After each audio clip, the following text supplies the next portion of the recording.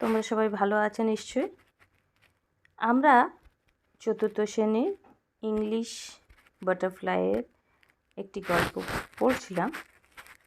আজ সেটার দ্বিতীয় ভাগটা শুরু করব। আমাদের অনেকটাই হয়ে গেছে। Why is the sky so high. আমরা 17 পেজ থেকে আজ শুরু করব। তার আগে বলে রাখি, যারা তোমরা আমার ভিডিওটি দেখছো তারা যদি মনে করছো যে কিছু একটা লাভ হচ্ছে তোমাদের বা হেল্প হচ্ছে, তাহলে প্লিজ আমার চ্যানেলটিকে লাইক শেয়ার করে দিও। ওকে, চলো, let's move. Let's continue. The old woman looked angrily at the sky. বৃদ্ধা মহিলাটি রেগে আকাশের দিকে তাকালো। Stop raining at once. বৃষ্টি বন্ধ করো। She ordered. আদেশ দিল। The sky could not stop raining. কিন্তু স্কাই বা আকাশ বৃষ্টি বন্ধ করল না, কারণ তার তো চোখ থেকে অনবরত জল পড়ে যাচ্ছে। সে চাইলেও সেটা বন্ধ করতে পারছে না। His eye were full of dust with all her sweeping. তার চোখে, মানে আকাশের চোখে, পুরো ধুলো ঢুকে গেছিলো। যার জন্য কেন ঢুকে গেছিলো? কারণ বৃদ্ধ মহিলাটি সুইপিং বা ঝাড় দিচ্ছিল, সেই জন্য। She picked up her broom and started to sweep. বৃদ্ধাটি আবার তার ঝাঁটা তুলল আর ঝাড় দিতে শুরু করে দিল। She swept harder and harder.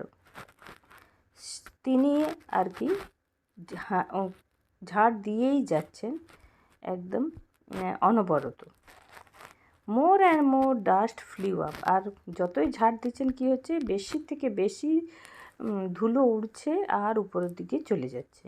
The sky jumped out of her way. তারপরে কি হলো? স্কাই অথবা আকাশ তার যে পথটা ছিল, যেখানে সে ঝাড় দিচ্ছিল, সেখান থেকে তিনি সরে দাঁড়ালেন। He tried to avoid the dust. তিনি, আকাশ আর কি, অ্যাভয়েড করছিল বা ওখান থেকে বাঁচার চেষ্টা করছিল যেন ডাস্টটা তার চোখে না ঢোকে। Please stop sweeping. আকাশ বলছে। He pleaded. তিনি, আকাশ আর কি, অনুরোধ করছে যে তুমি তোমার ঝাড় দেওয়াটা বন্ধ করো। The old woman did not listen to his request. বৃদ্ধা মহিলাটা তার অনুরোধ শুনলেন না। সে কেপ্ট অন সুইপিং। তিনি কিন্তু ঝাড় দিয়েই যাচ্ছিলেন। C wanted to keep her heart clean. তিনি কী করতে চাইছিলেন? তার হার্ট বা তার কুঁড়েঘরটি তিনি পরিষ্কার করে রাখতে চাইছিলেন। The sky could take it no more. আর আকাশ সেটা আর সহ্য করতে পারল না বা নিতে পারল না। হি স্নিজ অ্যান্ড কফড। সে হেঁচে যাচ্ছিল আর কেসে যাচ্ছিল। হি থান্ডার্ড অ্যান্ড রেন্ড। আর বজ্র পড়ছিল বা বজ্রপাত হচ্ছিল আর বৃষ্টিও পড়ছিল। At least the sky flew up. আর শেষ পর্যন্ত আকাশ কী করলো? একদম উপরে চলে গেল। He flew out of the reach of the old women broom. আর সেই বৃদ্ধ মহিলার ব্রুম বা ঝাড় দেওয়া থেকে অনেক নাগালের বাইরে একদম চলে গেল। But the sky is the sky never came down again. The sky never came down again. আর আকাশ নিচে নামলো না। এত উপরে চলে গেল যে আর কখনোই আকাশ নিচে নামলো না। But the sky is still a friend to little children. কিন্তু এখনও বাচ্চাদের সাথে স্কাই বা আকাশ এখনও আছে, বন্ধুত্ব বাচ্চাদের সাথে। From a distance he watched them play and smiled happily. দূর থেকেই তাদেরকে দেখে খেলতে আর আনন্দে স্মাইল করে বা হাসে। এই পর্যন্তই রয়েছে। অ্যাভয়েড মানে দেখো ইংলিশে মানে দেওয়া আছে স্টে অ্যাওয়ে ফ্রম, মানে অ্যাভয়েড মানে ওখান থেকে দূরে সরে যেতে চাইলো। প্লিডেড মানে রিকোয়েস্ট বা অনুরোধ। Activity 5. Arrange the following sentence in the correct order. Put the numbers in the given boxes. One is done for you. আমাদেরকে ঘটনাগুলো এখানে দেওয়া আছে, পরপর কোনটা হয়েছে সেটা আমাদেরকে সাজিয়ে দিতে হবে। একটা আমাদের জন্য করা আছে। The sky flew out of reach of the old women broom. The sky could take it no more. The old woman ordered the sky to stop raining. The old woman kept on sweeping. The sky could not stop raining. ঠিক আছে, এরপরে আমাদেরকে এটা করতে হবে। তাহলে প্রথমেরটা সিএরটা প্রথম হচ্ছে যে তিনি বৃদ্ধা মহিলা আকাশকে বললো যে বৃষ্টি থামাও। তারপরে কি করলো যে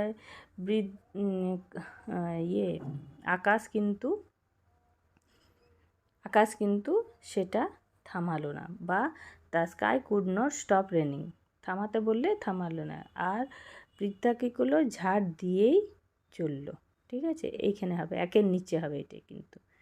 আচ্ছা, তারপরে ঝাড় দিয়ে চললো। তারপরে ও আর ধুলোটা আরও উড়ছিল, তো সেটা আর নিতে পারলো না, টেক ইট নো মোর। আর লাস্টে সে কী করলো, ওপরের দিকে চলে গেল।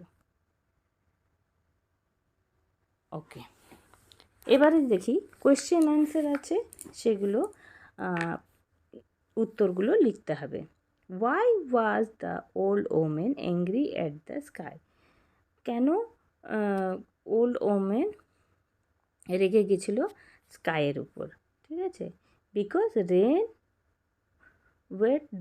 Weighted the swept area. কী করছিল তখন, মানে যেখানে তিনি ঝাড় দিয়েছিলেন সেটা ভিজিয়ে দিচ্ছিল। ঠিক আছে, তাহলে আমরা কি লিখব? আমরা লিখি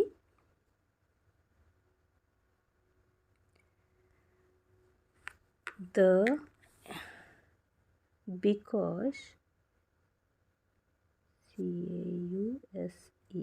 because rain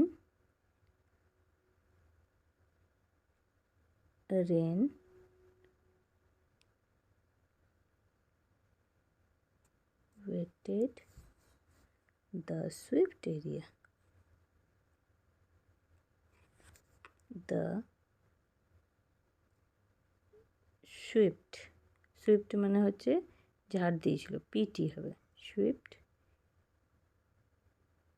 area, full stop. ঠিক আছে, তারপরে দেখি নেক্সট কি বলছে আমাদের। আচ্ছা, what did the sky do to avoid the dust? কী করলো স্কাই যে অ্যাভয়েড করার জন্য? সেগুলো ওই রাস্তা থেকে লাফিয়ে সরে গেল। The sky jumped out, the sky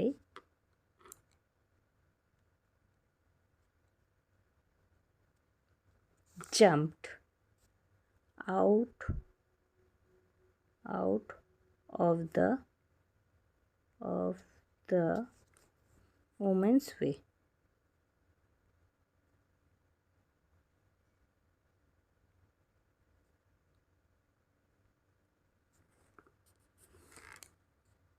ঠিক আছে, আশা করি তোমরা লিখে নিয়েছো। আচ্ছা, এবারে নেক্সট আমরা যাই। Why did the woman keeps on sweeping? কেন ঝাড় দিয়ে যাচ্ছিল? কারণ বৃদ্ধা চাইছিল তার বাড়িটা পরিষ্কার রাখতে। The old woman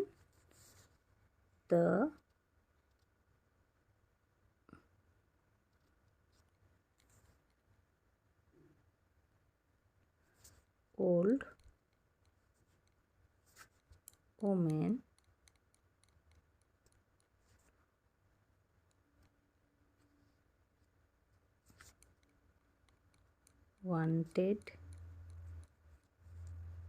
her heart to be clean।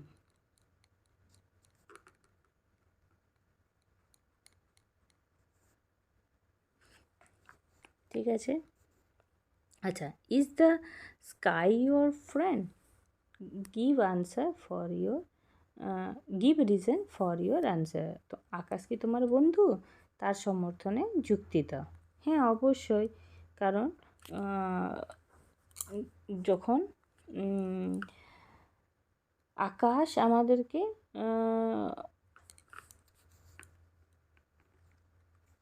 অনেক কিছু দেখতে সাহায্য করে, যেমন সান, মুন, এগুলো তো আকাশেই রয়েছে, তাহলে ওটাও ইয়েস লিখতে পারো। অবশ্যই ইয়েস লিখবে।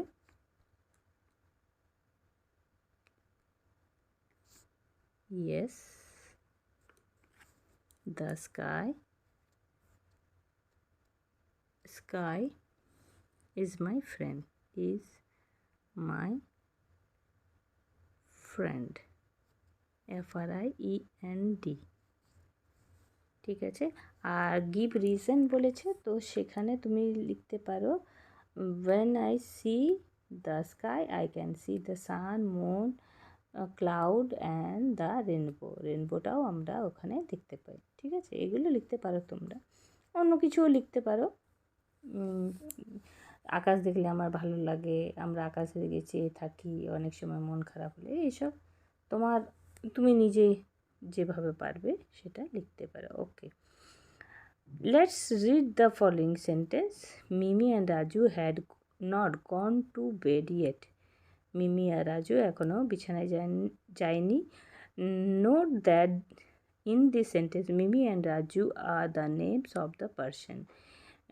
নাম রয়েছে মিমি আর রাজু, তাহলে যে শব্দগুলো দ্বারা নাম বোঝায়, কোনো কিছুর নাম বোঝায়, তাকে কি বলে? তাকে আমরা বলি নাউন। ঠিক আছে, যে কোনো জিনিসে, সে মানুষের হতে পারে, স্থানের হতে পারে, বস্তুর হতে পারে, প্রাণীর হতে পারে, যে কোনো জিনিসের নাম বোঝালে সে নেমিং ওয়ার্ড হচ্ছে নাউনকে বোঝায়। ঠিক আছে, circle the word which are the name of person, place and thing. এখানে সার্কেল করতে বলেছে যদি তুমি কোনো কিছুর নাম খুঁজে পাও। তাহলে আমরা আগে দেখি, মীরা ইজ এ গার্ল, তাহলে মীরা একজন মেয়ে, তাহলে মীরাটা একটা নাম। My uncle lives in Kolkata, কোথায় থাকেন? কলকাতা, কলকাতা একটা শহরের নাম। The statement is a famous news paper, যেমন আনন্দবাজার পত্রিকা, সেরকম স্টেটমেন্ট হচ্ছে ইংলিশ নিউজ পেপারের নাম, তাহলে স্টেটমেন্টটা হবে। Piku went to Agra to see the Taj Mahal. এখানে দেখো, পিকু একটা নাম, পিকু গেছে আগ্রা, আগ্রা একটা সিটি, বা তোমরা জানো যেখানে তাজমহল আছে। তো আরেকটা জিনিস হচ্ছে বস্তুর নামও আছে। কি স্থানের নাম? স্থানের নাম আগ্রা, আর দর্শনীয় স্থান বলতে পারো বা স্পট বলতে পারো, সেটা হচ্ছে তাজমহল। তাহলে এখানে তিনটাতেই তোমরা দাগ দেবে। আচ্ছা, এরপরে দেখো, এরপরে আছে note that the word you circle are proper noun. A proper noun is a name of particular person, place or thing. Proper noun শেখাচ্ছে আমাদেরকে এখানে। প্রপার নাউন কোনটা? একদম নির্দিষ্ট করে কোনো পার্সনের নাম বলছে, ব্যক্তির নাম, বস্তুর নাম বা প্লেসের নাম বা শহরের নাম, একদম পার্টিকুলারলি বলে দিলে সেইটা হয়ে যাবে তোমার প্রপার নাউন। ঠিক আছে, এরপরে আমরা নাউনের দুটো ভাগ দেখব, প্রপার নাউন, কমন নাউন। প্রথমে প্রপার নাউনটা শেখাচ্ছে। Underline the proper noun in the following passage. আমাদেরকে ফলোয়িং প্যাসেজে একটা প্রপার নাউন বলেছে। ঠিক আছে, তাহলে আমরা প্রপার নাউনটা এখানে দেখি। There lives a young boy in a village. সেখানে একজন ছেলে বাস করে ভিলেজে বা গ্রামে, ঠিক আছে। আচ্ছা, হিজ নেম ওয়াজ রাজীব। একজন তরুণ ছেলে গ্রামে বাস করে, তার নাম রাজীব। তাহলে এখানে রাজীবটা একটা নাম হয়ে গেল। তাহলে এখানে আমরা রাজীবটাতে আন্ডারলাইন করতে বলেছে, তাহলে আন্ডারলাইন করে দিই রাজীবটা। হি স্টাডি ইন ক্লাস 6 পড়ে সে। আচ্ছা, হার সিস্টার বিহু, তার সিস্টারের নাম লেখা আছে বিহু, স্টাডিড ইন ক্লাস 4, চতুর্থ শ্রেণীতে পড়ে তার বোন। One day they went to visit zoo in Kolkata. কোথায় গেছিলো? কলকাতা, একটা জায়গার নাম। They also visited the Victoria memorial. Victoria মেমোরিয়ালও একটা দর্শনীয় স্থান, সেখানে তারা গেছিলো। তাহলে ভিক্টোরি মেমোরিয়ালের নিচে দাগ হবে। They enjoyed the day very much. তারা খুব মজা করলো বা উপভোগ করলো সেই দিনটা। ঠিক আছে, এই পর্যন্ত থাক। এর পরের ভিডিওতে আমরা যেটা রয়েছে বাকি পোর্শনটা আমরা শেষ করব। সবাইকে থ্যাংক ইউ ওয়াচিং করার জন্য। পরের ভিডিওতে দেখা হচ্ছে।